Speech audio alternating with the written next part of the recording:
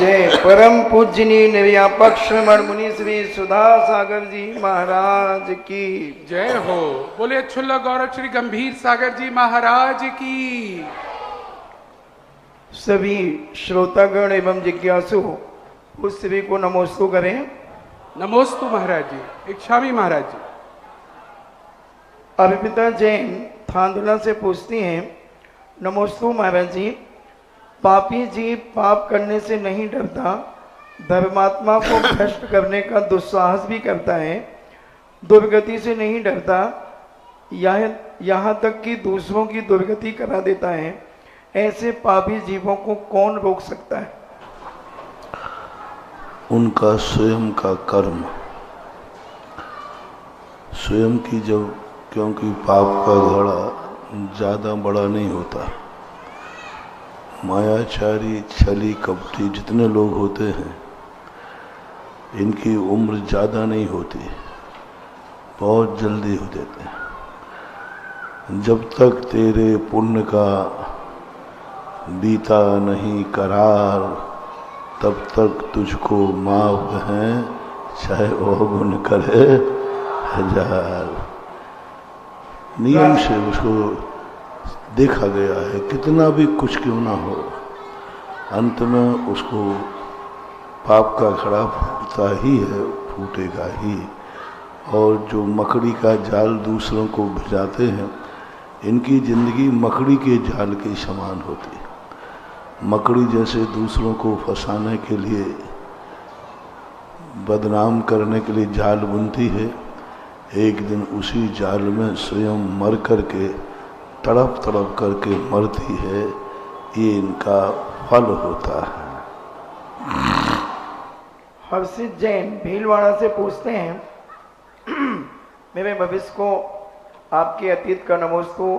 गुरुजी, आजकल तथाकथित विद्वान गाय या भैंस के दूध को एनिमल प्रोडक्ट्स होने के कारण अभक्ष मानते हैं तथा वो तर्क भी देते हैं कि जिस गाय या भैंस का हम दूध पीते हैं, यदि वो गाय दूध देना बंद कर दे तो लोग उसे बेच देते हैं ताकि मांस प्राप्त किया जा सके। और गाय को कृत्रिम रूप से कई बार गर्भवती किया जाता है जिससे दूध प्राप्त हो सके। आजकल दूध निकालने की प्रक्रिया भी ऐसी है कि दूध के साथ साथ खून भी निकल आता है। ऐसे में हम क्या करें? यदि माचिस की काड़ी दीप जलाने के लिए बनाई थी, यदि कोई किसी में आग लगा दे तो माचिस की काड़ी गलत नहीं हो गई। कोई सब्जी काटने काला चाकू बनाया गया था, कोई किसी का मर्डर कर दे तो चाकू गलत नहीं हो गया। ये दुरुपयोग है।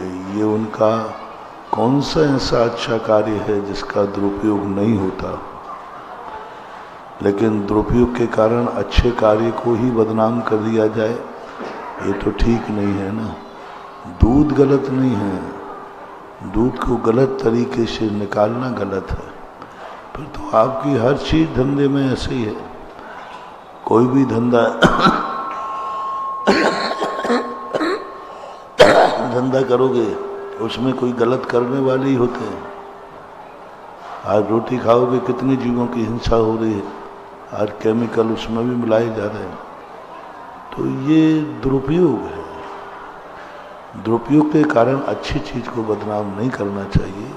प्रयास ये करना चाहिए कि हम उसमें सुधार करें, ऐसा लोग न करें। राजीव जैन अमरपाटन से पूछते हैं, मेरे आराध्य गुरुवर के चरणों में कोटि से नमन। नमोस्तु महाराज जी, क्या तीर्थंकर प्रकृति का बंध के लिए 11 अंग का ज्ञान होना आवश्यक है? कुछ तीर्थंकर भगवान के पूर्व भाव के वर्णन में मिलता है कि 11 अंग के ज्ञान का अध्ययन कर तीर्थंकर प्रकृति का बंध किया। 11 अंग का ज्ञान करके तीर्थंकर प्रकृति का बंध किया जा सकता है, लेकिन तीर्थंकर प्रकृति के लिए 11 अंग का ज्ञान होना जरूरी नहीं, क्योंकि तीर्थंकर प्रकृति चौथे गुण स्थान में भी बनती है और चौथे गुण स्थानवर्ती को मनुष्य को 11 अंक का ज्ञान हो ही नहीं सकता। यदि 11 अंक का ज्ञान होता है तो देवताओं को होता है। देवता चतुर्थ गुण स्थानवर्ती होते हुए वे द्वादश अंक के पाठी होते हैं, लेकिन वहाँ तीर्थंकर प्रकृति का बंध प्रारंभ नहीं होता। मनुष्य के 11 अंक का जो ज्ञान है वो असंयमी को नहीं हो सकता। हाँ, देश संयमी के संबंध में मिलता है। प्रथमान युग में सुलोचना को, आरिका को 11 अंग का ज्ञान था, तो स्त्री पर्याय में तीर्थंकर प्रकृति का बंध होता नहीं। इसलिए मनुष्य में जो तीर्थंकर प्रकृति का बंध है, नरकगामी जीव भी तीर्थंकर प्रकृति का बंध करते हैं। राजा शौनक ने नरक आयु के बंद करने के बाद तीर्थंकर प्रकृति का बंध किया था। इससे सिद्ध है कि जो आपने अर्थ लगाया है वो आपका अर्थ लगाना गलत है, कि तीर्थंकर प्रकृति के लिए 11 अंक का ज्ञान होना जरूरी नहीं है। श्रीचंद जैन अनोवा पूछते हैं, नमोस्तु महाराज जी, हमारी जिज्ञासा है, जो लोग धर्म न्याय नीति पर चलते हैं उन्हें अंत में सफलता मिलती है, लेकिन जो लोग पाप कर्म अन्याय करते हैं तो उन्हें पहले ही सफलता मिलती है, तो उसका क्या कारण है? क्योंकि कोई भी पाप किया जाता है पुण्य कर्म के उदय में किया जाता है, तो उसके पुण्य कर्म का उदय है तभी तो वो पाप कर पा रहा है। जैसे अभी अपन ने दोहा पढ़ा था ना, जब तक तेरे पुण्य का बीता नहीं करार, तो यही तो है, अभी उसके पुण्य का उदय है, इसलिए वह सफल हो रहा है। जिस दिन पुण्य खत्म हो जाएगा विफल हो जाएगा। इसलिए अंत में जो सफलता मिलती है वो उसके पुरुषार्थ, सम्यक नीति, सत्यता के बल पर पहले जो सफलता मिल रही है वह उसके पुण्य कर्म के उदय से मिल रही है। बाद में जो सफलता मिल रही है उसकी सत्यता पर मिल रही है, उसकी साधना पर मिल रही है। चलिएगा, लाइव सेशन में जिज्ञासा समाधान के में आप सभी का स्वागत है। पिछले 3 दिनों से यहाँ पर श्रमण संस्कृति संस्थान का स्नातक सम्मेलन चल रहा था। पूरा देश देख रहा था। लगभग भारत भर से आए हुए लगभग 600 विद्वानों को यहाँ पर, और यहाँ के आयोजन में तीनों दिन हमने अनेक आलेख सुने और विद्वानों को भी सुना। आज अंतिम दिन आज समापन के साथ समाप्त हुआ। एक बार जोरदार तालियां हमारे सभी विद्वानों के लिए।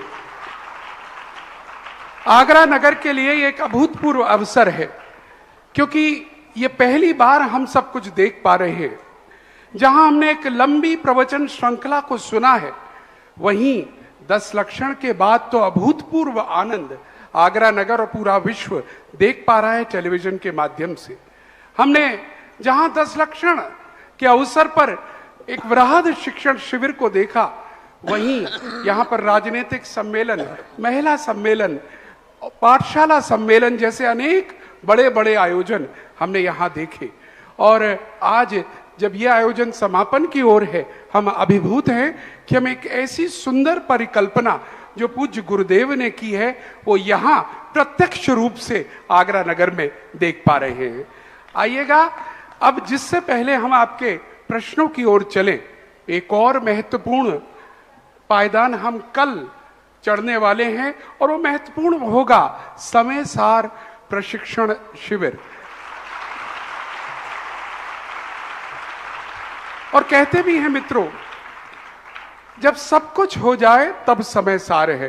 पूज्य गुरुदेव कहते हैं समय सार के बारे में, समय सार कौन कहता है कि निषेध किया गया है? निषेध नहीं किया गया है। पढ़ना सबको चाहिए, गुरु के निर्देशन में पढ़ना चाहिए, परंतु समय सारी बनने का प्रयास नहीं करना चाहिए। ये बात ध्यान देने योग्य है। ये कार्यक्रम कल से 3 सत्रों में प्रारंभ होगा। पहला सत्र प्रातः 6 बजे से 7:30 बजे प्रारंभ हो जाएगा। दूसरा सत्र 30 मिनट के ब्रेक के बाद 8 बजे पुनः प्रारंभ हो जाएगा, जो 10 बजे तक प्रवचनों के साथ ही चलेगा। और तीसरा सत्र मध्याह्न में 1:30 बजे से 4:30 बजे तक चलेगा। इसको यहाँ जो आए हैं जितने भी सांगानेर संस्थान के वर्तमान के छात्र और छात्राएं, वो तो करेंगे ही, सुनेंगे ही, श्रवण करेंगे, अध्ययन करेंगे, लेकिन एक मौका है पूरे भारत के उन स्वाध्यायी पिपासुओं का जिन्हें स्वाध्याय और खासकर समय सार समझने की ललक है। तो मौका है आप सबको समय सार सुनने का और समझने का, क्योंकि सीधा जिनवाणी चैनल के माध्यम से ये पूरा का पूरा कार्यक्रम तीनों सत्रों का अलग अलग समय पर लाइव किए जाने वाला है 9 तारीख तक। और इस कार्यक्रम को लाइव करने के लिए बहुत सारे सहयोगी हमारे साथ जुड़ रहे हैं और हम अनुरोध कर रहे हैं अन्य सहयोगियों से भी कि आप जुड़िए। हमें लगभग 21 सहयोगियों की जरूरत है और अभी हमारे पास लगभग 9 सहयोगी आ चुके हैं 1-1 लाख रुपए के। और मैं नाम ले रहा हूं, एक बार तालियों के साथ अनुमोदना करेंगे। मैं एक साथ नाम ले लेता हूं जो हमारे साथ पुण्यार्जक बने हैं 1-1 लाख रुपए के। श्री ज्ञानेंद्र जी, संजय जी, नीरज जी गदिया सूरत, प्रमोद जी पहाड़िया, नंद किशोर जी पहाड़िया, उत्तम जी पाटनी, कुंतीलाल जी, रमेश जी गदिया गांधीनगर, प्रदीप जी गांधीधाम, प्रदीप जी गांधीधाम, पवन जैन जयपुर। आपने पवन जी जैन जयपुर ने 2 लाख रुपए की राशि करी है, जरा जोरदार तालियां इनके लिए। प्रदीप जी, मंजू जी गोधा रेहावाड़ी आसाम, अश्विन जी गांधीधाम। ये कुछ नाम हमारे पास आ गए हैं और हम अपने दर्शकों से अनुरोध करना चाहेंगे, अगर आप चाहते हैं कि ये समय सार पूज्य गुरुदेव के श्रीमुख से पूरा विश्व सुने, पूज्य गुरुदेव के श्रीमुख से पूरे विश्व में इसकी स्वाध्याय हो, तो आप योगदान दे सकते हैं। मात्र 1 लाख रुपए का आपका नाम जिनवाणी चैनल पर बार बार हाईलाइट किया जाएगा। और अगर आप अपना परिवार का चित्र देंगे तो वो चित्र भी बीच बीच में हम दिखाएंगे। आइएगा अब सीधे प्रश्नों की ओर चलते हुए सबसे पहले आवाज देना चाहेंगे श्री अरुण जी शास्त्री जबलपुर। आइएगा, आप अपनी जिज्ञासा को रखिएगा अरुण जी, और उसके बाद तैयार रहिएगा इस तरफ से पलक जी जैन गुना। पूज्य श्री के चरणों में त्रिकाल नमोस्तु।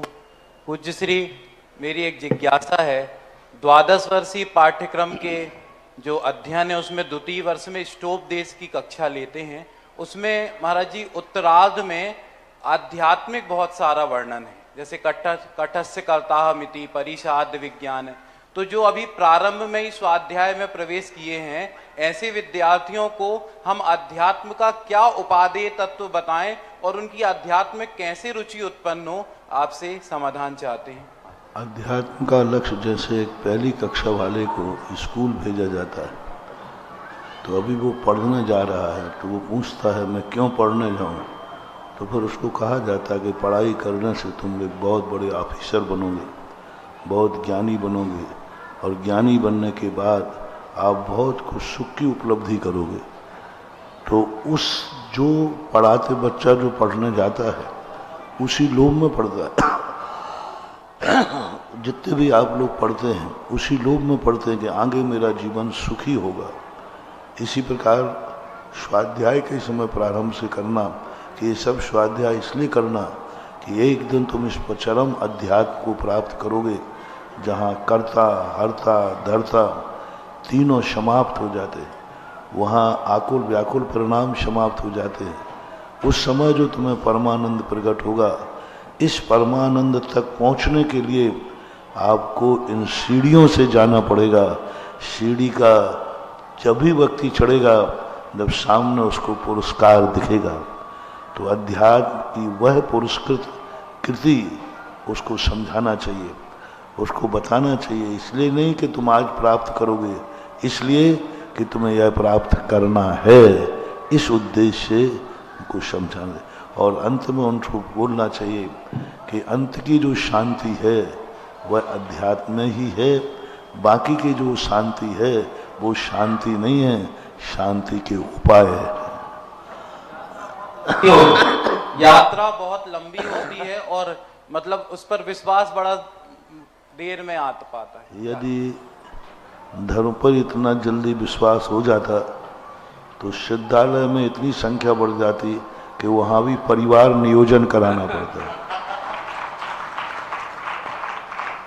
देश की संख्या बढ़ी तो विज्ञान ने परिवार नियोजन को सोचा, इसलिए ये बहुत ध्रुव है। दुर्लभ भावना में 12 भावना आपने देखा, दुर्लभ से दुर्लभ करते गए, महान कठिन है। सहज और सरल होता तो सभी को प्राप्त हो जाता, कठिन है और कठिन ही रहेगा वो, क्योंकि संसारी प्राणी जो इंद्रिय विषय जो साक्षात प्राप्त करता है, इतनी सरलता से उसको प्राप्त होने वाला नहीं। चलिए पलक जी और उसके बाद तैयार रहिएगा श्रीमान नीलेश जैन जी शास्त्री जी जवेरा। मम इष्ट गुरुवर के चरणों में बारंबार नीतेश जी। नमोस्तु नमोस्तु नमोस्तु। शुल्लक जी महाराज जी को इच्छा में इच्छा में इच्छा में। महाराज श्री, आज आपने प्रवचन में जो सुबह मंगलाचरण और उपकार की बात कही थी, उसी को लेकर मैं अपनी बात कहना चाहूँगी, सबको बताना चाहूँगी कि आज जो छोटे भाई का सम्मान हुआ जितेंद्र शास्त्री गुना, वो उम्र में कम है, लेकिन महाराज जी उसको तराशा तो आपने ही है। महाराज जी जब सर्वप्रथम उसको संस्थान में डालने की बात आई थी तो हम लोग कोटा में आशीर्वाद लेने आए थे, तो आपका प्रवचन चल रहा था और प्रवचन के 1 घंटे होने के बाद में आपने कहा कि आप लोगों को कुछ याद तो रहता नहीं है, मैं क्या बोलता हूँ क्या नहीं बोलता हूँ सब झड़ा के चले जाते हो, तो क्या कोई सभा में ऐसा है जो प्रथम वाक्य मैंने क्या बोला था कोई बता सके। तो छोटे भाई ने हाथ ऊपर उठाया और जैसा कि कहा था कि धर्म वह नहीं है जो आपको संकट में डाले, धर्म वह है जो संकट से निकाल के आपको पुण्य की ओर ले जाए। तो महाराज जी जैसा उसने बोला वैसे आपको बहुत खुशी हुई, और बाद में जब हमने आशीर्वाद लिया तो आप बहुत खुश हुए कि प्रवचन इतने ध्यान से सुना है तो ये बच्चा संस्थान में जाके कुछ ना कुछ तो करेगा ही करेगा। तो महाराज जी आपके चरणों में बारंबार आभार में नमोस्तु, और संस्थान के प्रति हम बहुत बहुत कृतज्ञ हैं और हमेशा अपने उपकारी कृति ऐसे बने रहे, इसी भावना के साथ नमोस्तु। महाराज जी एक जिज्ञासा ये है कि जब सम्मान प्राप्त कर लेते हैं तो सम्मान तो उसके लिए मेहनत हो जाती है, लेकिन उसकी गरिमा बनाए रखने के लिए उसके लिए तो और मेहनत चाहिए होती है, उसके लिए आप दिशा निर्देश दें। नमोस्तु महाराज जी। अभी इसको छोटी उम्र में बात का स्नातक होकर के भी सम्मान पाने का कोई ना कोई कारण तो जरूर होता है। इससे पीछे वाले भी बड़े स्नातक लोग हैं, वो भी चर्चा में आया था, लेकिन अभी 20-25 साल में गुजरात में जो समर्थन संस्थान का झंडा कोई भी नहीं गाड़ पाया, इसने 2 साल के अंदर गुजरात में समर्थन संस्थान का जो परचम लहराया है, वो परचम ही इसके पुरस्कार का कारण बना। बड़ी डिस्कशन हुआ, चर्चा हुई, हुआ कि स्नातकों के क्रम में छोटा है, लेकिन जब इनकी कार्यशैली देखी 2 साल में अभी गुजरात में जो इन्होंने शिविरों के माध्यम से, पाठशाला के माध्यम से इतना बड़ा कार्य किया।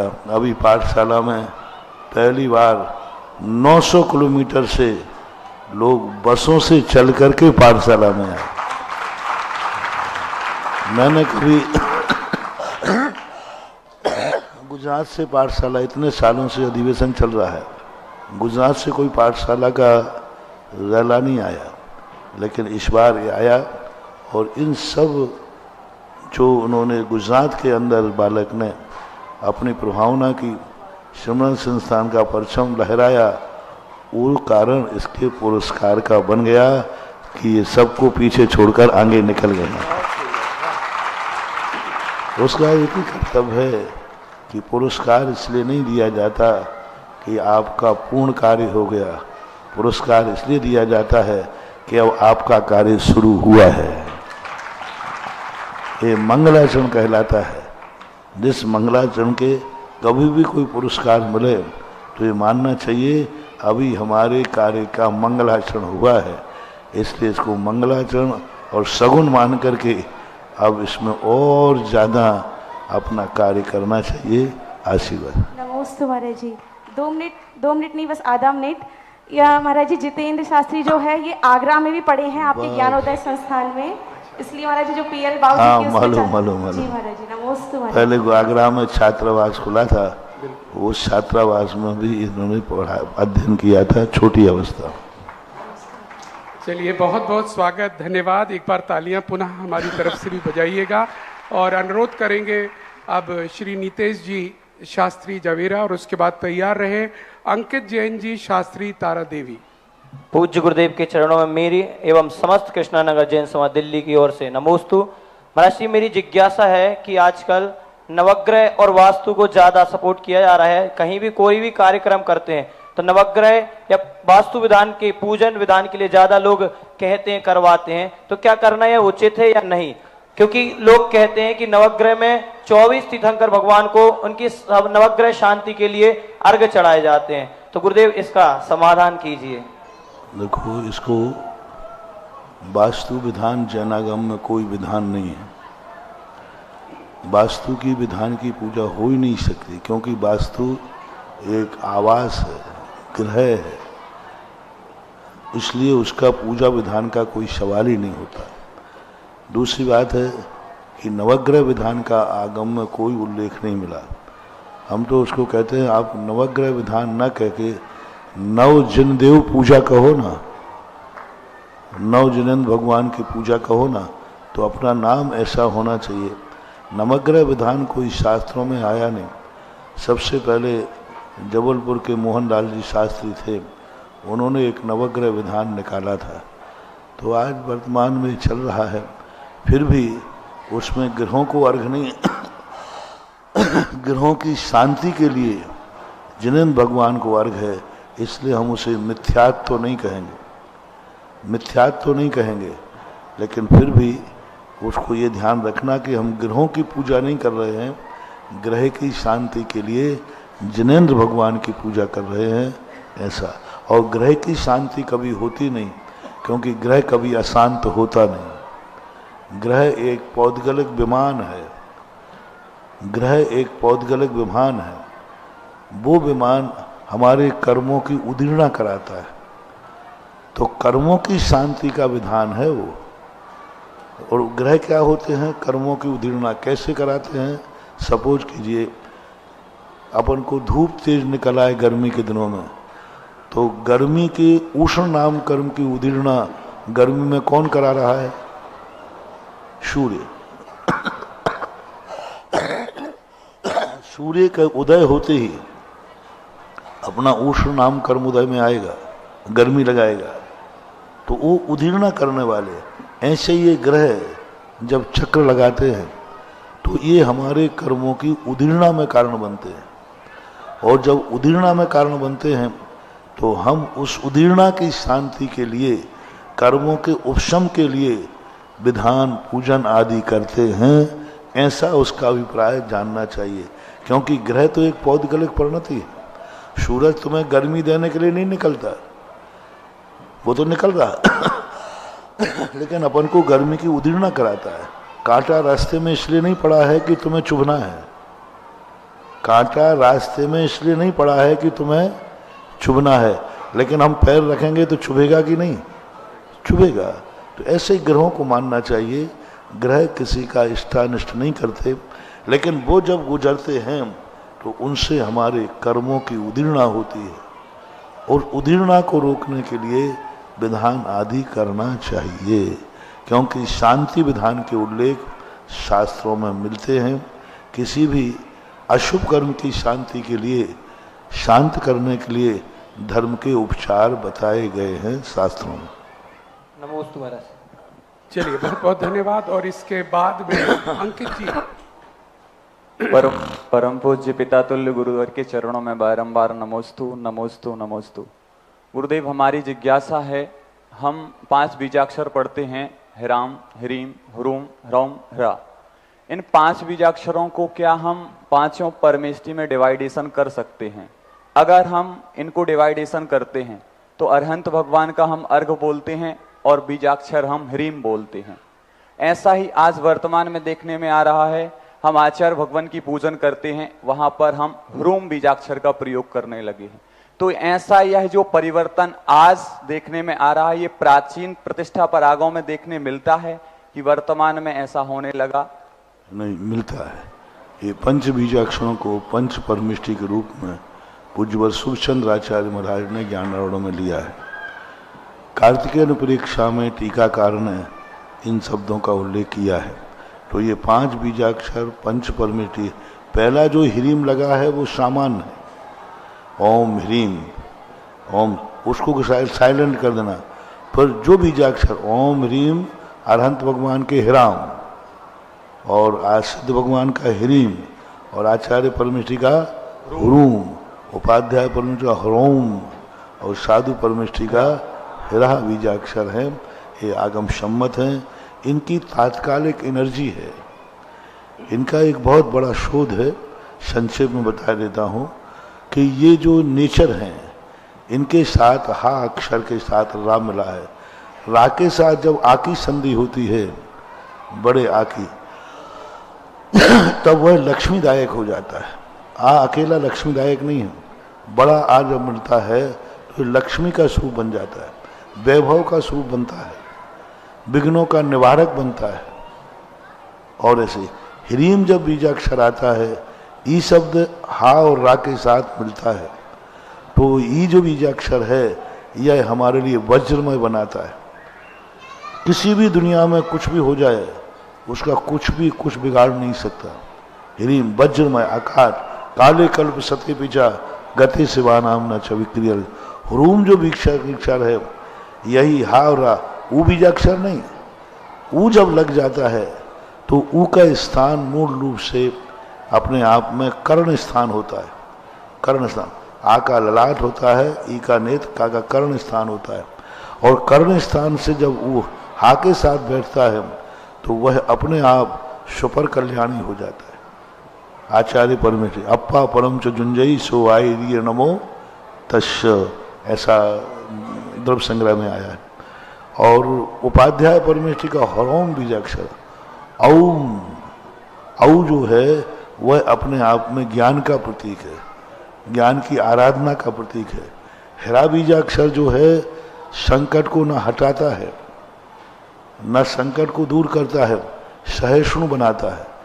इतना सहिष्णु बना देगा कि कुछ भी परिस्थिति हो जाए, संकट आता रहेगा, वो जलता रहेगा, लेकिन हो जाएगा, वो अपने आप में शांत रहेगा। ग्रहों की दृष्टि से देखा जाए तो पांचों परमिष्टि के 5 कलर हैं हमारे यहाँ। अरहंत परमिष्टि का शुक्ल कलर है, और शुक्ल कलर होने से हिराम बीजाक्षर जो है शुक्र और चंद्र का स्वामी हो जाता है, शुक्र और चंद्र का मालिक हो जाता है। तो शुक्र और चंद्र की जब महादशा होती है उस समय हिराम और नवोरिहंताणम शब्द उस शुक्र महादशा के विनाश को शांत कर देता है, उसका करने। ह्रीम बीजाक्षर सिद्ध परमिष्टि का प्रतीक होता है, जिसका कलर लाल होता है, और लाल कलर होने से सूर्य और मंगल इन दो की शांति। जैसे किसी को मांगलिक होता है, कुछ नहीं करना, कुछ नहीं करना, मांगलिक होता है माने मूंगा चाहिए आपको, लाल कुछ नहीं चाहिए, फोकट के भगवान है सिद्ध भगवान, नमो सिद्धाणम कहो और मंगल की दशा को ठीक करो। डायमंड पढ़ोगे नमोगे, अब डायमंड लाओ, कोई नकली कांच पकड़ा दे और आप का जानो दो, काय को चक्कर में पड़ते हो। अपने ललाट के ऊपर शुक्ल कलर में नमो अरिहंताणम बोलो, और नमो अरिहंताणम के साथ ओम राम नमो अरिहंताणम, ओम राम नमो अरिहंताणम। क्या डायमंड काम करेगा? डायमंड का बाप है, कहां से लाओगे डायमंड? ओम राम नमो अरिहंताणम। कैसे भी चंद्र की दशा और शुक्र की दशा महादशा हो, अपने आप शांति मिलेगी। आचार्य परमिष्टि का कौन सा बीजाक्षर था? ह्रूम। इनका कलर है पीला, येलो कलर है। येलो कलर होता है, एक पुखराज आता है, पुखराज पुखराज भी नीलम होता है, और वो पुखराज भी को बहुत महंगा होता है। कुछ नहीं करना, अपने आचार्य श्री बिल्कुल फोकट में है, फ्री में। ओम ह्रूम नमो आईरियाणम। और वैसे अपने आचार्य श्री वैसे ही थोड़े से गोरे चट्टे हैं, येलो कलर के हैं।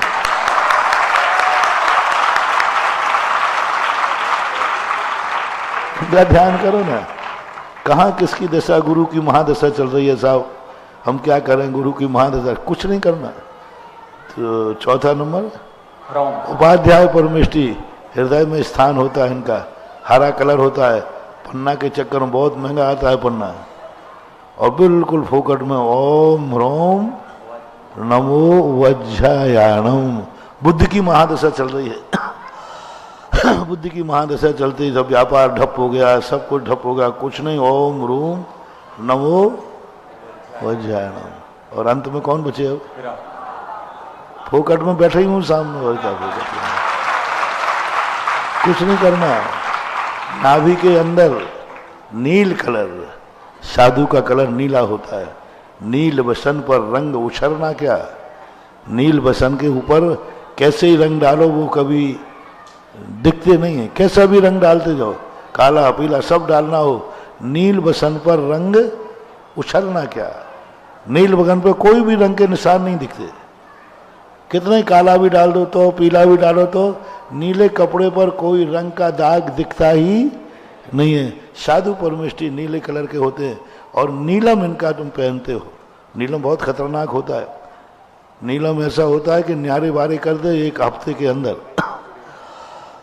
ये खूनी नीलम होता है। इन सब नीलमों के चक्कर में पड़ना ही क्यों, कुछ नहीं है, बस सामान्य रूप से साधु परमेष्टि को नीला कलर लाओ, ओम ह्रा नमो लोहे शब्द सावणम, सारे ग्रहों की शांति नमोकार मंत्र में।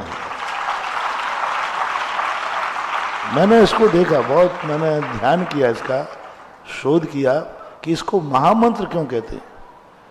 पहला ये महामंत्र है जिनमें संपूर्ण ग्रहों को एक साथ पंच परमिष्टि में स्थापित किया, और उसी के लिए वो बीजाक्षर लाए गए।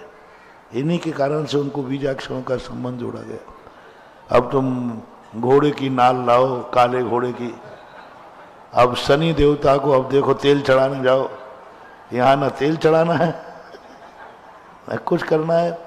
सर्व शक्तियाँ अपने अंदर हैं, अपन शोध नहीं कर रहे, अपन ध्यान नहीं कर रहे, अपन खोज नहीं रहे। मैं तो कहता हूँ जो जैन दर्शन में है वो दुनिया में कहीं नहीं है, और जो यहाँ नहीं है वो भी कहीं नहीं है। लेकिन बस यही है कि हर चीज के लिए साधना चाहिए, हर चीज के लिए खोज चाहिए। दुनिया भर की फितूरियों में दिमाग मत उलझाओ, अपने पास बहुत काम है, बहुत है, जितना खोजो जैन धर्म में भरा पड़ा है। इसलिए ये बीजाक्षर बहुत प्राचीन हैं और अच्छे हैं। आज तुमने बहुत बड़ा रहस्य खुलवा लिया है।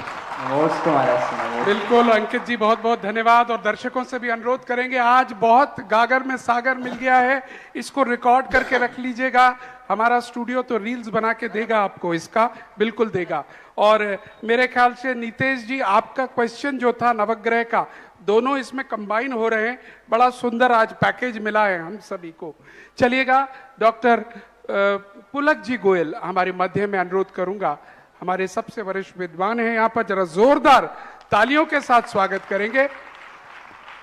पूज्य मुनीश्री के चरणों में बारंबार नमोस्तु। पूज्य मुनीश्री, हम सभी यहाँ पर आते हैं और आने के बाद जो आनंद और आह्लाद होता है, तो मन में ये प्रश्न उठता है कि यह वाला जो सुख है उसे हम इंद्रिय सुख में लें या आत्मिक सुख में लें। किस सुख में हम इस आनंद को, जो धर्म करने से हमें अंतरंग से आनंद प्राप्त हो रहा है, उसको हम किस सुख में लें। और दूसरा इसमें प्रश्न ये है कि जब हम धर्म नहीं कर पाते हैं और हमें उसका कष्ट होता है या फीलिंग होती है कि हम किस मजबूरी के कारण से नहीं कर पा रहे हैं, तो उस समय जो हमें कष्ट होता है वह भी क्या, मतलब इसको हम किस तरफ लें, इसको हम धर्म ध्यान में लें या इसको क्या समझें? बहुत अच्छा प्रश्न है। हमारे अंदर जो आज धर्म करने का आनंद आता है वो अनिंद्रिय तो नहीं है, अतीन्द्रिय भी नहीं है, लेकिन हमारे यहाँ दो इंद्रियों का वर्णन मिलता है, एक द्रव्य इंद्रिय और एक भाव इंद्रिय। तो भावेंद्रियों ने, भावेंद्रिय किसे कहते हैं? लब्धि उपयोगो भावेंद्रियम, यानी जो हमारा उपयोग था वो आत्मा भी मुख हुआ, धर्मात्मा भी मुख हुआ, इसलिए इंद्रियों का जो बाहर का व्यापार था, इष्ट और अनिष्ट रूप, वह खत्म करके और एक साम्य दृष्टि का विषय बनाया। इंद्रिय ज्ञान ही आएगा, इंद्रिय ही सुख माना जाएगा। लेकिन इंद्रिय सुख दो प्रकार का होता है। एक जब व्यक्ति पर को विषय बनाता है और वो पर के विषय में आर रौद्र ध्यान करता है। यहाँ आर रौद्र ध्यान नहीं कर रहा है, यहाँ साम्य दृष्टि आ रही है, शांत परिणाम आ रहा है, ना राग है। रागी भी किसी को देखकर आनंदित होता है और एक वीत रागी भी किसी को देखकर आनंदित होता है। एक रागी राग की मूर्ति देखकर आनंदित हुआ और एक वीत रागी भगवान की मुद्रा देख करके आनंदित हुआ। दोनों का आनंद इंद्रिय है, लेकिन उसका लक्ष्य बदल जाने से भाविंद्री कहाँ गई? हमारे यहाँ भाविंद्री का महत्व है। इंद्री ने क्या किया है इससे मतलब नहीं, भाविंद्री का क्या अभिप्राय था। भाविंद्री ने किसको देखने का आदेश दिया, राग की मूर्ति को कि वीतराग मूर्ति को? तो हमारी भाविंद्री ने वीतराग मूर्ति को आनंदित कर देखने का भाव किया। अब आंख से ही जो आनंद आएगा वो वीतरागी आनंद कहलाएगा, आर्थ रौद्र ध्यान वाला आनंद नहीं कहलाएगा। अब जो दुख की बात जहां तक आई, धर्म ध्यान न करने पर जो दुख होता है वह धर्म ध्यान ही है। हमारे यहाँ कहा अंतो डज्झामी, अंदर ही अंदर जल रहा है वो। किस कारण से? कुछ गलत हो जाने से, कुछ अधर्म हो जाने से, धर्म छूट जाने से अंतो डज्झामी, अंदर ही अंदर जल रहा है गिलानी से, मेरे से ये गलती हो गई। पूज्य गुरुदेव ने एक बार एक महाराज का अंतराय हुआ बहुत पहले की घटना है। अंतराय होते ही वो आप लोगों को रोना आ ही जाता है। सब लोग आके रोने लगे, महिलाएं सब रो रही, बहुत रो रहे थे। एक पंडित जी वहां बैठे थे, बोले भाई जी काहे को रो रही हैं? अपन ने तो पूरा शोध करके देने का भाव किया, अच्छे भाव से दिया। अब महाराज के ही कर्म अच्छे नहीं थे तो अपन क्या कर सकते थे? वो बुंदेलखंडी पंडित जी थे, उन्होंने कहा कि क्यों रोने, अपन आर रो ध्यान क्यों करें, अपना भाव तो अच्छा था। आचार्य सिंह पंडित जी, यही जो इसको आर ध्यान हो रहा है, तुम आर ध्यान कह रहे हो ना, यही गृहस्थ का धर्म ध्यान है। जो अंतराय आने पर इसको जो दुख हो रहा है, इसी दुख के कारण से इसी ये आर्त ध्यान नहीं है, ये पश्चाताप है, ये प्रायश्चित है। ये रो नहीं रही है, ये तप कर रही है। तप किसे बोलते हैं? प्रायश्चित को। प्रायश्चित का अर्थ क्या? पश्चाताप। तो इसको जो पश्चाताप हो रहा है, ये पश्चाताप इसका तप है, ये आर्त ध्यान नहीं है, ये गृहस्थ का धर्म ध्यान है। और यदि इसको मानेंगे तो गलती होने पर पश्चाताप करते हैं। मुनि महाराज प्रतिक्रमण में पश्चाताप करते हैं, खेद व्यक्त करते हैं। तस्मिच्छामि दुक्कड़म, दुक्कड़म का अर्थ क्या है? अरे इतनी अच्छा देख लो ना कितना बड़ा। तस्मिच्छामि दुक्कड़म, दुक्कड़म का अर्थ क्या? ये मिथ्या हो और मेरा दुष्कृत मिथ्या हो। हाँ, मतलब ये दुष्कृत हो, मिथ्या हो और मुझे दुख है, खेद है। हाँ, तो ये इस प्रकार की बातों को आर्त ध्यान में नहीं लेना, ऐसा लेना चाहिए। अगले प्रश्न के लिए आवाज देना चाहेंगे ब्रह्मचारी महावीर भैया। मेरे गुरुदेव को बारंबार नमस्तु। महाराज श्री, ये प्रश्न तारिका जी पाटनी आर के मालवल परिवार उदयपुर से है। उन्होंने आपको मेरे इष्ट गुरुदेव को नमोस्तु। महाराज श्री, जो आगरा में आपके 4 महीने से प्रवचन चल रहे हैं, वो एक मनोवैज्ञानिक और एक मतलब पारिवारिक परिवर्तन है, जो पूरा जिंदगी में हर क्रिया क्यों करते हैं, ये इसमें आपने बहुत डीप से समझाया। महाराज श्री, प्रातःकालीन प्रवचन और शाम को जिज्ञासा 6 बजे एकदम ये रहता है कि 1 मिनट भी छूटना नहीं चाहिए। तो महाराज श्री, और ये संयोग रहता है कि एक दिन पहले जो प्रश्न आता है, दूसरे दिन उसी का जवाब आपके प्रवचन या जिज्ञासा से मिलता है। तो कहीं महाराज श्री, जो गुरुवर शास्त्रों में पढ़ा है कि सम्मोचरण के बिना पूछे ही जिज्ञासा का समाधान हो जाता है, तो कोई वो आपका सम्मोचरण ही तो नहीं है। नमस्ते महाराज। सम्मोचन का तो मुझे पता नहीं, इतना पता पका है कि मेरा ज्ञान सम्यक ज्ञान है। और सम्यक ज्ञान को, क्योंकि मैं जो कुछ भी बोलता हूँ कहीं ना कहीं आगम से तौलता हूँ, और आगम की वाणी को कहना मिथ्या ज्ञान तो नहीं कह सकता ना। और मेरा ज्ञान सम्यक है, इसका प्रमाण है मेरे पास। मेरा ज्ञान जिनवाणी है, और मैंने जिनवाणी की बोली है, आपने जिनवाणी सुनी, इसका मेरे पास प्रमाण है। क्या प्रमाण है? मैं प्रवचन करके जैसे ही खत्म करता हूं, आप लोग बोलते हो जिनवाणी के ज्ञान थे। अरे गला सुखा सुखा के मैं मर गया। अरे बोलो ना सुधा सागर के ज्ञान थे।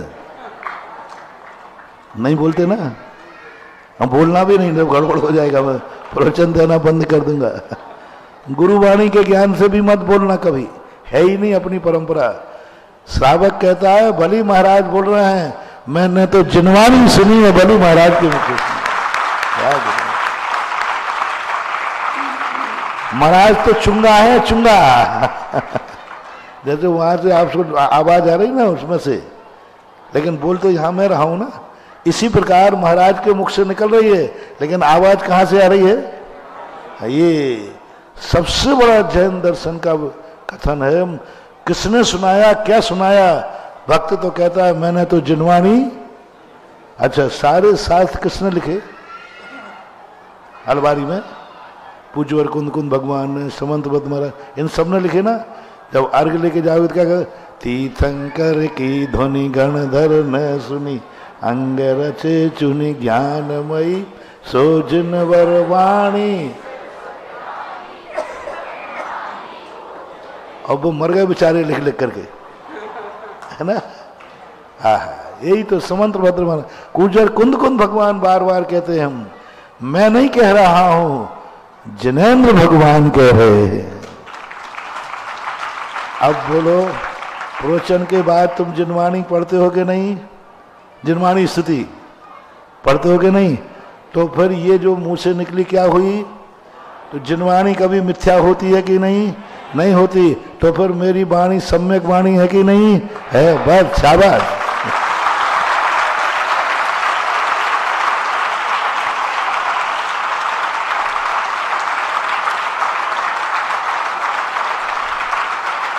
हाँ, यदि मैं कहूं कि जो बोल रहा हूं, मैं बोल रहा हूं, यही सत्य है, तो समझ लेना मेरी वाणी मिथ्या है, मैं मिथ्या हूं, और मिथ्या वाणी आपको कभी सुनना नहीं चाहिए। इसलिए अपन को ध्यान रखना, अपन जब पढ़ते हैं अपन को खुद अनुभव होना चाहिए कि मैं सम्यक ज्ञान हूं, मेरा ज्ञान सम्यक है। प्रवचन की गद्दी पर बैठते समय बोलना चाहिए मेरा ज्ञान सम्यक है। कोई कहे कैसे अपने मुंह मियाँ मिट्ठू बन रहे हो? नहीं, अभी प्रवचन करने के बाद बता दूंगा कि कितने गवाए हैं। जिनवाणी के ज्ञान थे, बहुत बढ़िया। और देखो, गुरुओं की वाणी सब साथ रखे हैं, लेकिन वहां जब अपन नमस्कार करते हैं तो गुरु वाणी को नहीं, जिनवाणी को नमस्कार करते हैं।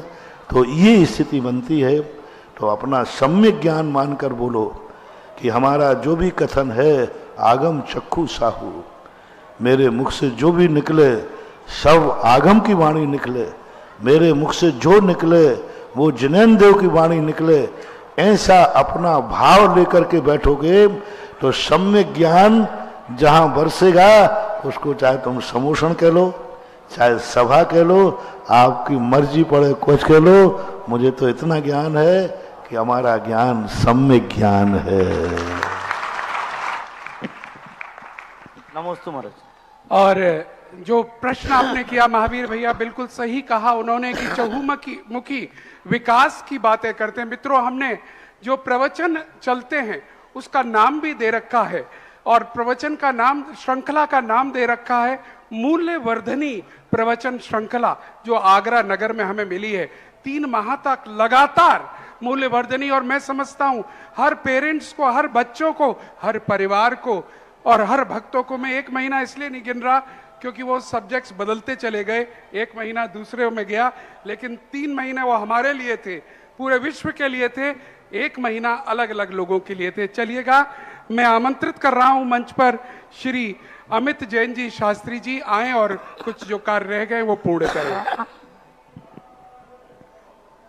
जगत पूज निर्यापक श्रीमद तीर्थ चक्रवर्ती मुनि पुंगव सुधा सागर जी महाराज के चरणों में जब हम सभी विद्वान आते हैं, तो अभी जैसा पुलक जी ने प्रश्न किया था कि इंद्रिय सुख, तो हम सबको तो लगता है कि हमारे नेत्र इंद्रियों को सुख गुरुदेव के दर्शन करके मिलता है, और कर्ण इंद्रियों को सुख गुरुदेव की वाणी सुन करके मिलता है, और जैसे ही उनका हाथ उठता है तो पूरा शरीर रोमांचित हो जाता है।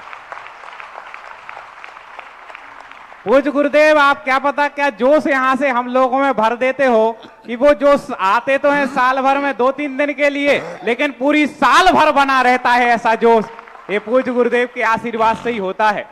हर वर्ष स्नातक विद्वानों का सम्मेलन होता है, और जहां पर भी पूज्य गुरुदेव रहते हैं वहां पर हम सभी लोग स्नातक जाकर के आपस में बैठ करके संस्थान का हम और कैसे विकास करें, क्योंकि आज श्रमण संस्कृति संस्थान पूरे विश्व में जैन धर्म का सबसे बड़ा ब्रांड बन चुका है, उसके विषय पर हम चर्चा करते हैं। और जहां पर भी पूज्य गुरुदेव का चातुर्मास होता है, हर वर्ष वहां की चातुर्मास कमेटी बहुत अच्छे से व्यवस्था करती है। इस बार आगरा की कमेटी ने भी सभी स्नातकों के लिए स्थान, भोजन आदि की समुचित व्यवस्था की, और गुरुदेव बता दें कि इस वर्ष सब स्नातकों ने भोजन की बहुत तारीफ की है कि बहुत अच्छा भोजन, बहुत विनय के साथ और बहुत स्वादिष्ट भोजन सबको कराया गया। भोजन और आवास की हम चिंता करके नहीं आते हैं, गुरुदेव के चरणों की आते हैं, लेकिन समाज ने यहाँ पर जो उत्साह दिखाया हुआ प्रशंसनीय है। साथ ही हर वर्ष संस्थान के 2 स्नातक इसके संयोजक पद को संभालते हैं, और इस वर्ष हमारे युवा विद्वत संगोष्ठी स्नातक सम्मेलन के जो संयोजक महोदय थे डॉक्टर श्री आलोक कुमार जी जैन रानू भोपाल, उनको आमंत्रित करूंगा, उनका हम सभी सम्मान करना चाहते हैं। और हमारे दूसरे संयोजक थे जो कि संस्था में, श्रमण संस्कृति संस्थान में हम देख रहे हैं बहुत वर्षों से अपनी सेवाएं दे रहे हैं, ऐसे श्री विकास कुमार जी जैन शास्त्री वंडा, दोनों संयोजकों के लिए जोरदार तालियां बजाएं। एक संयोजक भोपाल में रह करके धर्म की प्रभावना कर रहे हैं, एक सांगानेर संस्थान में रह करके वहां की व्यवस्थाओं को संभाल रहे। हमारे दोनों संयोजक आएंगे, उनके परिवारजन आ जाएं, और इनके सम्मान के लिए मैं यहाँ की धर्म प्रभावना समिति, हमारे स्नातक परिषद के अध्यक्ष जी, मंत्री जी और परिवारजन के सम्मान के लिए, क्योंकि कल से देखें आप बालिकाएं भी आ गई हैं, उनकी अधिष्ठात्री शीला ड्योडिया जी भी आ गई हैं, तो वो भी आ जाएं, परिवार के जो श्राविकाएं हैं उनके सम्मान के लिए आ जाएं। और इन दोनों संयोजकों का सम्मान हो रहा है। गुरुदेव, आपके उपदेश तो बहुत मिले, हम सब एक जिज्ञासा ऐसी भी रख रहे कि और आपकी प्रेरणा मिल जाए और साल भर हम लोग धर्म का प्रचार प्रसार करें। बहुत स्नातक इस बार दुखी भी हैं, किसी कारणवश नहीं आ पाए, तो वो लोग अभी लाइव देख रहे हैं, 1-1 मिनट का अपडेट लेते रहते हैं, आज गुरुजी ने क्या आशीर्वाद दिया है, क्या कहा है, तो उन सबके लिए गुरुदेव आपका आशीर्वाद मिले, ऐसी भावना है। जो मजबूरी में आचार संहिता और छुट्टी के अभाव में मजबूरी में नहीं आ पाए हैं, उनके लिए तो मेरा दोनों हाथ से आशीर्वाद है। और जो बदमाशी से नहीं आए हैं उनको आशीर्वाद तो सामने आके ही लेना पड़ेगा,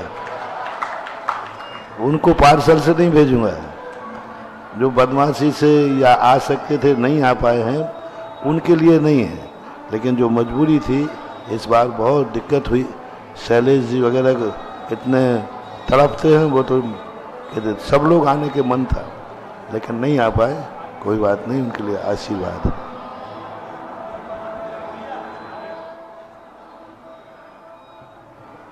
जिज्ञासा। चलिएगा, आगे की जिज्ञासाओं की ओर बढ़ते हुए हम आवाज लगाना चाहेंगे श्री विवेक जी ललितपुर, विवेक जी शास्त्री ललितपुर आ जाएं अपनी जिज्ञासा के साथ। श्रमण संस्कृति संस्थान सांगानेर जयवंत हो। परम पूज्य मुनिश्री के पावन पुनीत चरणों में बारंबार नमोस्तु करते हुए एवं मुनिश्री छुल्लक श्री के चरणों में बार बार इच्छामी करते हुए महाराज श्री, मेरे 2 प्रश्न हैं, जिसमें से पहला तो बड़ा ज्वलंत है, उसके लिए मैं पहले ही क्षमा याचना चाहता हूँ। मुनिश्री प्रश्न ये है कि हमारी जैन संप्रदाय में क्रमशः भेद होते गए, दिगंबर श्वेतांबर, फिर दिगंबरों के अंदर भी भेद, श्वेतांबरों के अंदर भी भेद। इन भेदों का जिम्मेदार कौन है, संत समाज या सामान्य जन? क्योंकि अधिकांश संत समाज हमसे कहता है कि एक बनो एक बनो, लेकिन संत ही एक नहीं हो पा रहे हैं, और समाज एक कैसे हो? जिस दिन संत हो जाएंगे एक उस दिन सृष्टि में प्रलय आ जाएगा। तीर्थंकर और संत और दो सूर्य कभी एक नहीं हो सकते, कल्पना मत करना और भाव भी मत करना। एक बयान में दो तलवारें, एक सिंहासन पर दो राजा और एक स्थान पर दो संत यदि बैठ जाएंगे तो प्रलय आ जाएगा, ध्यान रखना। इसलिए ये जो चलते रहते हैं संत एक हो जाएं, 160 तीर्थंकरों को एक करके दिखा दो जानू, 170 तीर्थंकर अलग अलग में रहते हैं, एक करके दिखा दो। 9 नारायण को एक करके दिखा दो, 9 नारायणों को एक करके दिखा दो। पूरे 2.5 द्वीप के नारायण का एक अधिवेशन करो, पूरे 2.5 द्वीप के चक्रवर्तियों का एक अधिवेशन करो। हो नहीं सकते। ये चीजें क्या होती हैं, महान शक्तियों से संगठन वहां चाहिए जहां कमजोरी है, संगठन वहां नहीं चाहिए जहां पूरी ताकत सब कुछ है। संगठन चाहिए समाज में, तिनकों को संगठन चाहिए पड़ता है। महाशक्तियों का संगठन जितना बड़ा एकाकी साधु होगा वो उतना ही बड़ा साधु महान माना जाता है। ये तो दुर्भाग्य है, साधुओं का स्वप्न में आया है भरत चक्रवर्ती के कि साधु समूह में रहेंगे, साधु समूह में रहें, शेरों का समूह दिखाया गया है। तो ये दुर्भाग्य माना गया। साधु वो शेर है जो सारी दुनिया में अपने जंगलों में अकेला रहता है, और यदि साधु समूह में रह रहे हैं इसको दुर्भाग्य माना गया, इसको दुर्भाग्य माना गया, अशुभ माना गया, क्योंकि पंचम काल है। इसलिए ये करना मार्ग नहीं है, ये पंचम काल की मजबूरी है। तो ये संगठन की वाली बात है, ये बाबू कभी भी एक करने की सोचना ही मत। हाँ, समाज को संगठित रहना चाहिए, समाज का संगठन, क्योंकि समाज कमजोर होती है, समाज शक्तिमान नहीं होती, सब उनका उपादान कमजोर होता है, निमित्त बलजोर होता है। साधु का उपादान बलवान होता है, निमित्त कमजोर होता है। साधु का उपादान इतना मजबूत होता है कि निमित्त की उतनी जरूरत नहीं होती, लेकिन श्रावक का उपादान 0 होता है, उसकी सब कुछ शक्ति है, निमित्त शक्ति। स्वयं सुखी है, पापा बीमार हो गए तो स्वयं सुखी है, बेटा बीमार हो गया तो स्वयं सुखी है, घर में कोई जेब काट ले गया तो, कितनी सारी स्थितियां हैं तुम्हारी, बहुत सारे निमित्ताधीन हैं। इसलिए ये ना तो शास्त्रों में हमने कहीं पढ़ा है और ना कहीं नीतियों में हमने पढ़ा है, लेकिन आप लोगों के लिए जरूर मैं नीतियों में पढ़ा है कि तुम्हें ऐसा होना चाहिए। साधुओं की जो विचारात्मक शक्तियां हैं, वो विचारात्मक शक्तियां एक रूप हो तो अच्छा है, लेकिन साधु को एक होना जरूरी नहीं है, साधु के विचार एक होना जरूरी है। और गृहस्थ का विचार एक हो या ना हो, लेकिन गृहस्थ को एक होना जरूरी है। विचार भली भिन्न हो, लेकिन एक होना चाहिए। पहली बात, जैन दर्शन संप्रदाय नहीं है। संप्रदाय बोलते हैं 4 लोगों की सहमति हो गई तो वो संप्रदाय कहलाता है। मत एक व्यक्ति का होता है। जैन धर्म है जो ना 4 लोगों से है ना 1 लोगों से है, इतना ध्यान रखना। हाँ, दूसरा प्रश्न दूधल के बारे में है। सुनने में आया है कि कच्चे दूध से जो दही बनाया जाता है उसके साथ यदि दाल खाएंगे तो दूधल का दोष लगेगा, लेकिन पके दूध के द्वारा जो दही बनाएंगे, गया ऐसी प्राचीन परंपरा नहीं है। 18वीं शताब्दी में कुछ श्रावकाचार हुए, कुंद श्रावकाचार जैसे, उन श्रावकाचारों में यह छूट रख ली गई है। सही तो यही है कि गर्म हो अथवा ठंडा हो, दही के साथ दूधल मानना चाहिए। चलिएगा, बहुत बहुत धन्यवाद। और हमारे मध्य आदरणीय श्रीमान हीरा। और दूसरी बात है, कच्चे दूध का जमा हुआ दही तो वैसे ही अवक्ष हो जाएगा, वैसे ही खाने योग्य नहीं।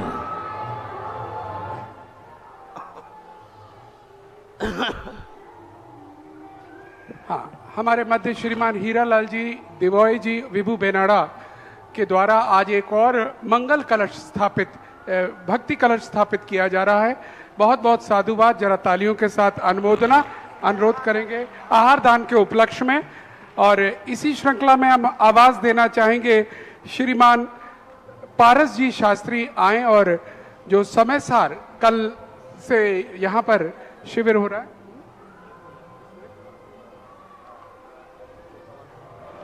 अभी जिज्ञासा चले ना, पहले जिज्ञासा टाइम हो गया।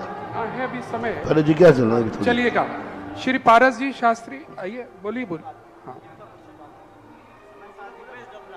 ओम। अच्छा सॉरी, रूपेश जी डबरा।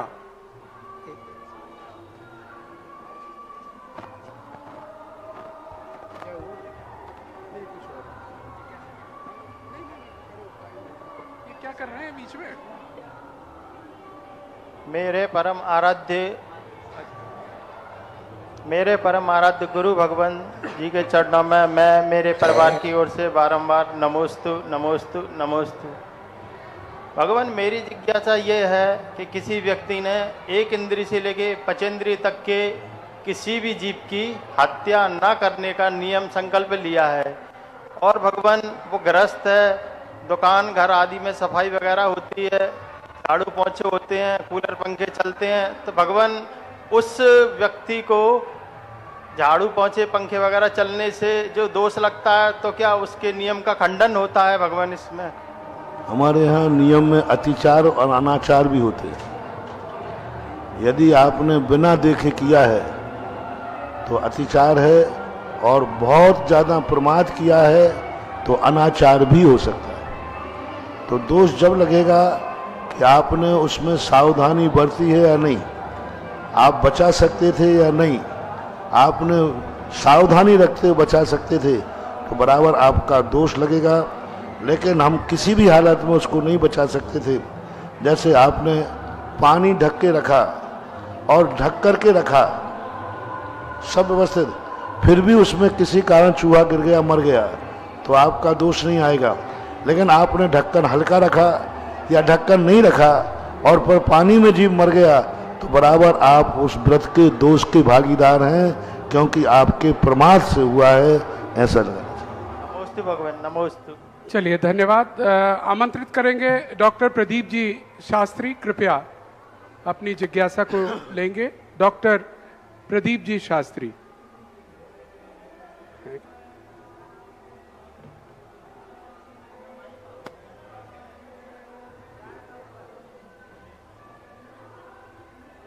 गुरुदेव नमोस्तु नमोस्तु। मेरे परिवार की ओर से और समस्त स्नातकों की ओर से आपको नमोस्तु। गुरुदेव, जब कर्मों का बंध होता है तो अनुभाग बंध, तीव्र मंद आदि होते हैं, परंतु जब यहाँ पर बात आती है कि द्रव्य क्षेत्र काल भाव के अनुसार भी कर्मों की उदीर्णा होती और फल मिलता है, परंतु ऐसा देखने में आता है कि आपसे संबंधित जब भी कोई द्रव्य हो तो सामान्य द्रव्य हो वो भी कुंदन बन जाता है। आप काल में हो अकाल में हो कहीं भी जाएं और वो भी काल सुकाल बन जाता है। क्षेत्र अच्छा हो बुरा हो, पर आपके प्रभाव से वो क्षेत्र अच्छा हो जाता है। तो क्या ऐसा संभव है कि पूरे के पूरे द्रव्य क्षेत्र काल भाव को अपने अनुसार परिणमन, उसके अनुसार फल मिल सकता है? सारी दुनिया में अमावस्या अशुभ मानी जाती है, लेकिन महावीर का उपादान ऐसा था कि उसी अमावस्या को उन्होंने दिवाली बना दिया, शुभ कर दिया।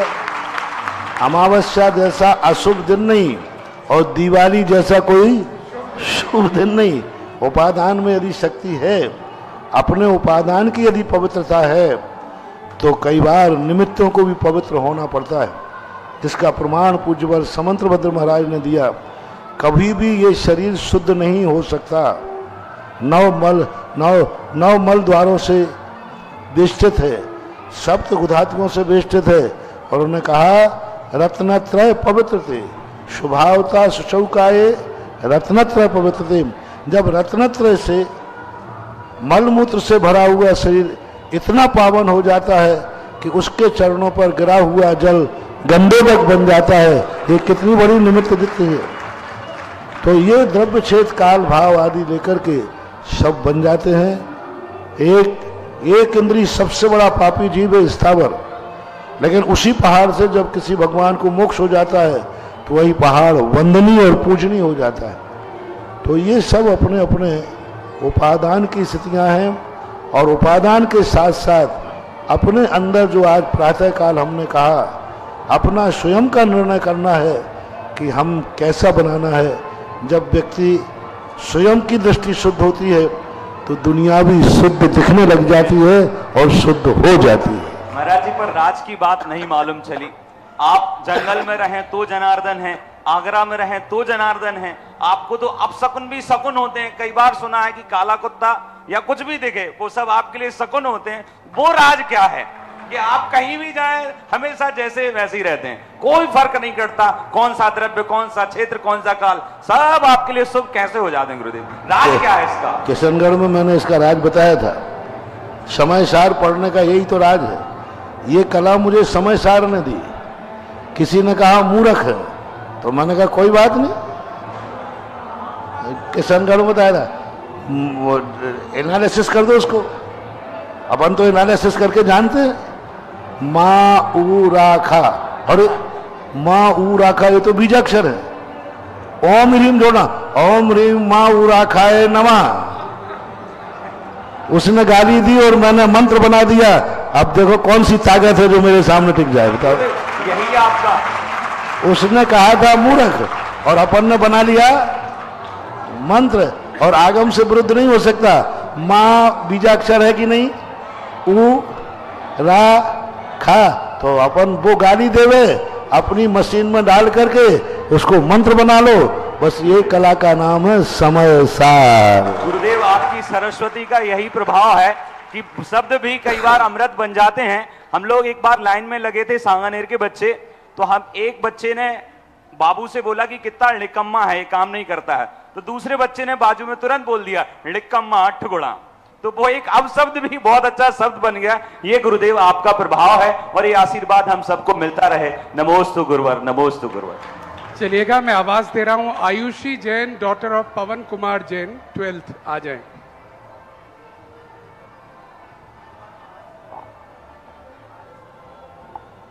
मम प्रीतित्युल्य गुरुदेव के चरणों में त्रिवार नमोस्तु एवं छुल्लक जी के चरणों में त्रिवार इच्छा में। गुरु जी, इस बार शास्त्री प्रथम वर्ष की छात्राओं का प्रथम समय सार का शिविर है। जब हम लोग 11th क्लास में आते तभी से हम लोग सोचते हैं कि हम लोगों को समय सार के शिविर में आने का मौका मिले। गुरु जी, इस बार हम लोग का अति तीव्र पुण्य का उदय है कि हम लोगों का वह समय आ गया है कि हम लोगों को आपके द्वारा समय सार का शिविर एवं समय सार को पढ़ने का मौका मिलेगा। गुरु जी, मेरी जिज्ञासा यह है कि श्रावकों में दान को श्रेष्ठ धर्म बताया है, तो गुरु जी क्या मृत्यु के बाद अंग दान करने में हमें पुण्य की प्राप्ति होगी या नहीं? मेरी जिज्ञासा। दान शब्द लगा देने से वो दान नहीं हो गया। दान हमारे यहाँ विधि द्रव्य दात्री पात्र विशेषात तद विशेषा। दान की हमारे यहाँ विधि है, पात्र होना चाहिए। दान हमेशा पूजनीयों को दिया जाता है। अपने से जो पूज्य हैं उनको दान दिया जाता है। पात्र से बोलते हैं, विधि द्रव्य दात्री पात्र। द्रव्य क्या दिया जा रहा है, किसको दिया जा रहा है, तब वो दान की कोटि में आएगा। अंगदान, रक्तदान, ये तो दान सब शब्द में लगा देते हैं। अब तो पीक दान, पायदान, अब बताओ पायदान, पीक दान, पान दान, खानदान। अब दान तो पता नहीं कहाँ कहाँ लगा। ये दान नहीं है हमारे यहाँ। दान एक रूढ़िगत है। जो दान अपने से पूज्य को दिया जाता है वो दान है। जो आप लोग अभी अंगदान आदि, ये दान नहीं है, सहयोग सहयोग कहलाता है। सहयोग अपात्र को भी दिया जाता है। सहयोग जो है एक सामान्य रूप से करुणा दी जाती, करुणा के माध्यम से दिया। हमारे आचार्य महाराज ने एक बहुत अच्छा अर्थ निकाला है तत्वार सूत्र में। भूत व्रत नुकंपा दान, भूत व्रत नुकंपा दान। तो आचार्य सब लोग कहते हैं अनुकंपा से दान देना। पूज्यवर ने अर्थ बहुत अच्छा किया। वृत्तियों को दान देना और जो जीव हैं उनको अनुकंपा करना। महाराज को दया भाव से दान मत देना। भूत व्रत अनुकंपा, अब क्रम लगाओ, भूत किसके साथ? अनुकंपा के साथ। और वृत्ति, तो वृत्ति को दान देना और अवृत्ति जो सामान जीव हैं उन पर दया भाव करना। क्लिष्टेषु जीवेषु कृपा परत्वम, इसमें मुनि महाराज नहीं आएंगे, भिखारी आएगा, वो क्लिष्ट है। मुनि महाराज भी आहार दे रहे हो, भिखारी को भी आहार दे रहे, मुनि महाराज उसमें नहीं आएंगे। क्लिष्टेषु जीवेषु कृपा परत्वम, वहां नहीं आएंगे, भिखारी आएगा, क्योंकि वो क्लिष्ट है, वो दुखी है। तो ऐसा मानना चाहिए। निषेध नहीं करूंगा, लेकिन ये दान की कोटि में नहीं आएगा। और इसको महाराज जी ने एक बार प्रवचन में स्पष्ट किया था, दान, भेंट और सहयोग, इन तीनों शब्दों को और किनको क्या क्या दिया जा सकता है वो भी किया था। YouTube में जाकर जरूर उसको सुनिएगा आप। और अब मैं आवाज दे रहा हूं, श्रीमान पारस जी शास्त्री आइएगा और अपना जिज्ञासा रखिएगा। श्री पारस जी शास्त्री। ओम नमोस्तु महाराज श्री चुल्लक श्री के चरणों में क्षामी।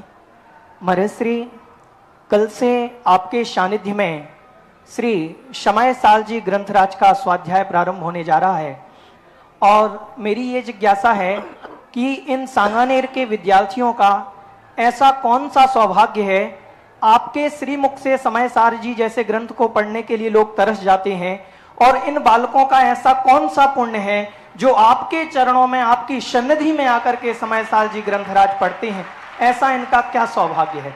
नमोस्तु भगवान।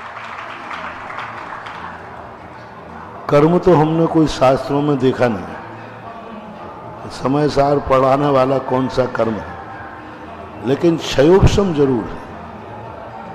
जब किसी का क्षयोपशम होता है और क्षयोपशम के साथ पुण्यानुबंधी पुण्य होता है, तब वह क्षयोपशम किसी पुण्य कार्य में लगता है। मंदिर आओ, चाहे स्वाध्याय करो, और उसमें भी विशेष यदि साधु के मुख से सुनने की बात हुई हो, तो पुण्यानुबंधी पुण्य के साथ जब लाभांतराय कर्म का क्षयोपशम बने, तब कहीं जाकर के ये कार्य होता है।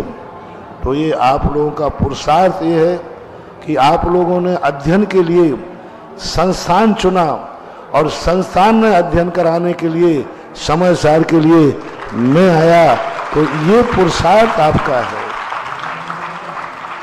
क्योंकि एक के बाद एक जुड़े हुए रहते। एक बार जंगल में रामचंद्र जी को संतों की वाणी मिली, तो रामचंद्र जी कहते हैं, लक्ष्मण कहते, भैया आज तो मजा आ गया। तो रामचंद्र जी कहते, मालूम है मजा किस लिए आया? कैकई माता की बदौलत। यदि कैकई माता बदमाश नहीं, तो लक्ष्मण नहीं उसकी बदौलत नहीं है, तो फिर किसकी बदौलत है? सुन पा रहे हो? इसी प्रकार से आप लोगों ने संस्थान में आने का मन बनाया, तो ये आनंद तुम्हें मिलने वाला है। अन्यथा मैं सामान्य रूप से तो अपना ही स्वाध्याय करता हूँ। 2 बार ही हम किसी गृहस्थों को पढ़ाते हैं, एक तो शिविर में और एक बार संस्थान आदि के कार्यों में। बाकी जनरल किताबों क्लासों में ले ही नहीं पाता, फिर अपने लिए पढ़ता हूँ, तो दुनिया कितनी बैठती जाए वो बात अलग है।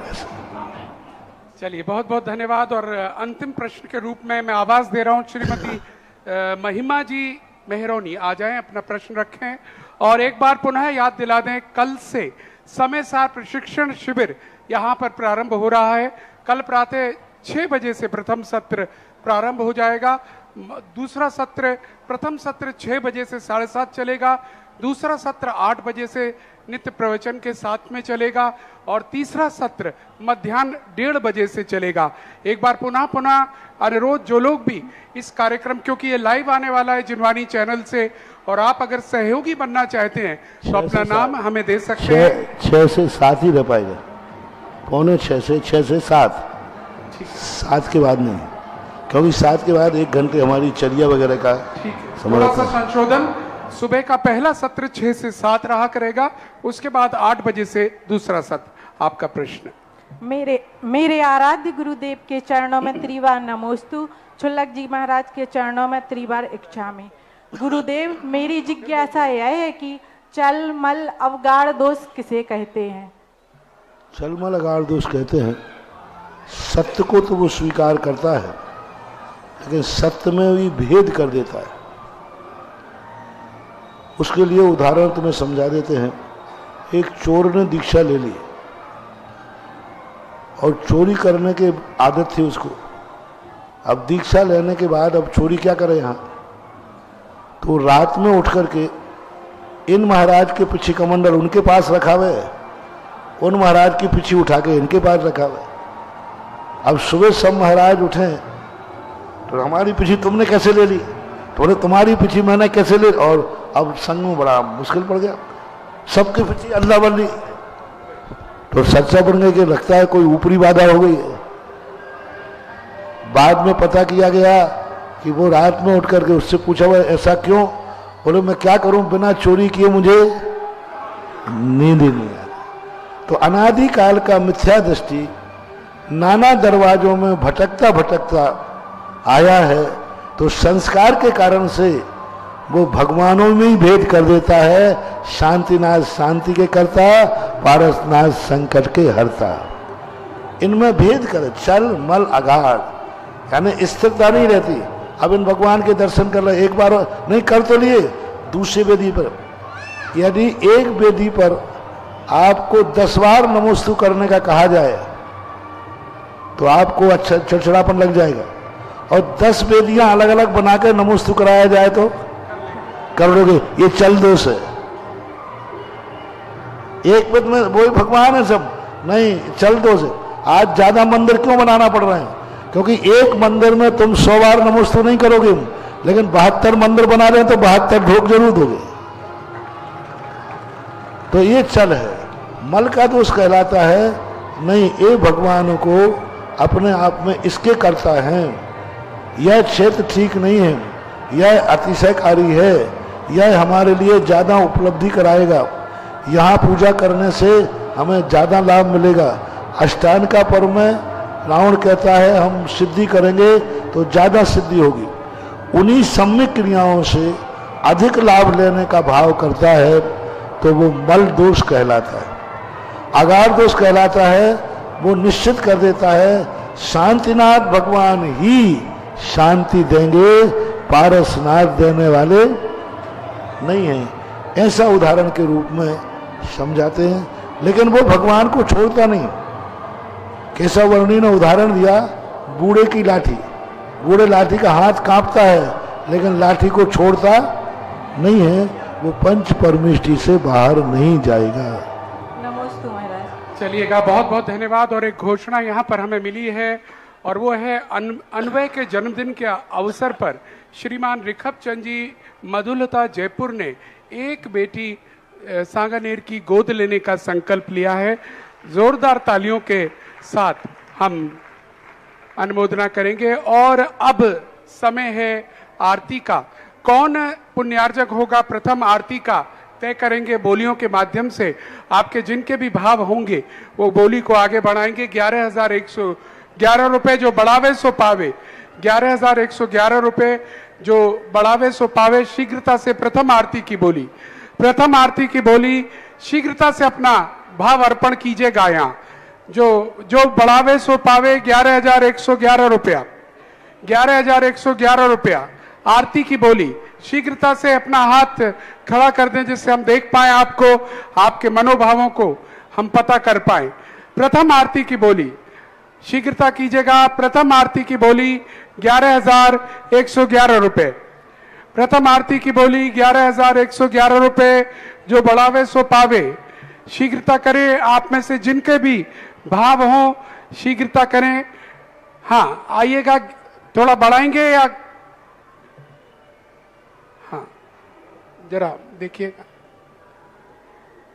प्रथम आरती की बोली एक जना दौड़कर चले जाएं, पूछ लें।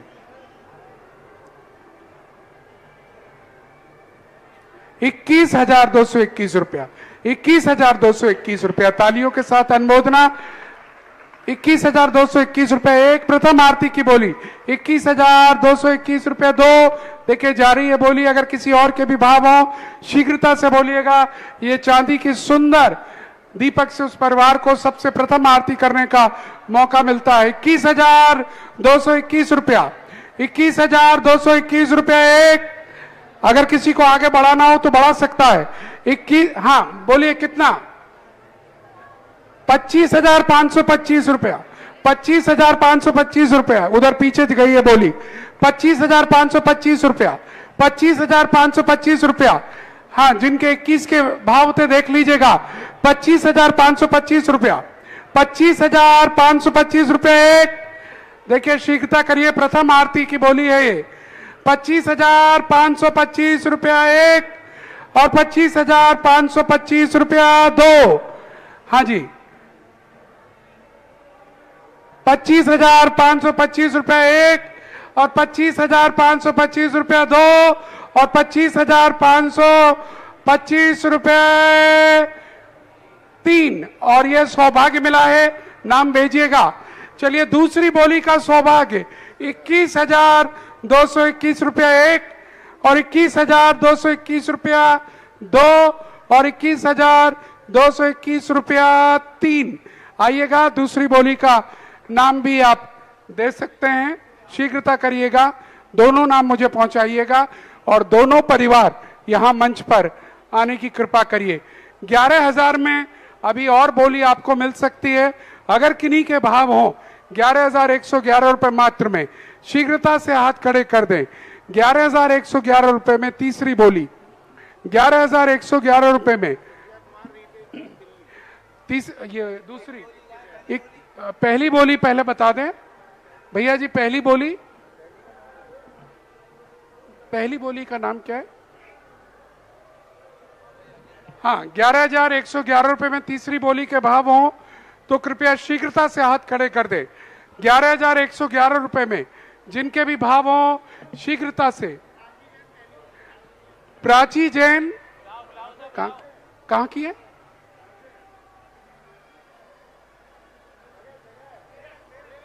प्राची जैन मेरठ, प्रथम बोली 25,525 रुपए आ जाएं।